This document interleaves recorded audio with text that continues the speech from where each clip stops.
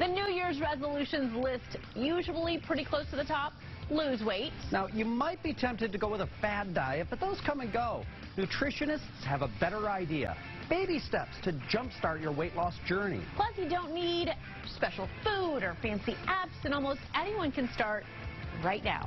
And that's our featured story at the top of the list.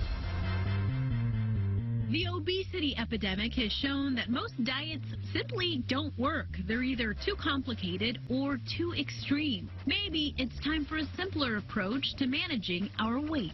A diet should be, this is the type of eating I'm choosing in order to fit my goals for my health. And I think it's incredibly important that people start to make better, informed decisions looking at the science of diet. James LaValle, a clinical nutritionist and author of several health books, believes baby steps are a great way to start your weight loss journey.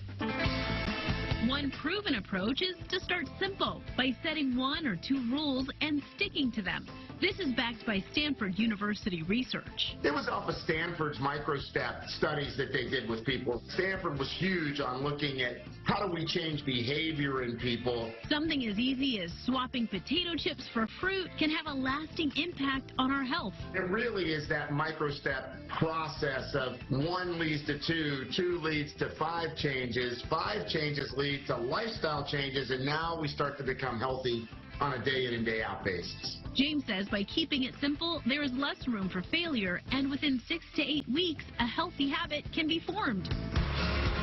Next up, save some time and calories by shopping for your groceries online, because the old adage is true. If you walk into that grocery store hungry, everything's going to look good. Limit your food consumption because you plan your meals. You're not going to go down the whole aisle of pretzels and potato chips and the 94 variations on potato chips. And by sticking to a list, you're less likely to purchase more than you need. I can't believe the difference. Opening my refrigerator, there's actually room and you can see what's in it instead of it being stacked full of food that I ended up throwing away. If you need to shop in person, he says to make a list and do not shop hungry. I would suggest drink a bottle of water, have a little snack, eat a few nuts.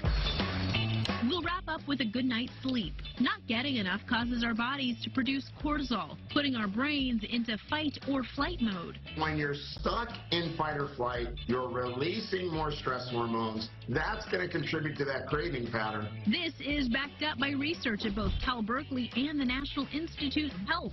It's also going to affect your metabolism. Your metabolism actually gets very favorable to storing fat and not so much at burning fat. James says one simple solution is melatonin supplements. Stress and food cravings and lack of sleep are all connected. And when you start to understand how your body's working, it's not such a mystery.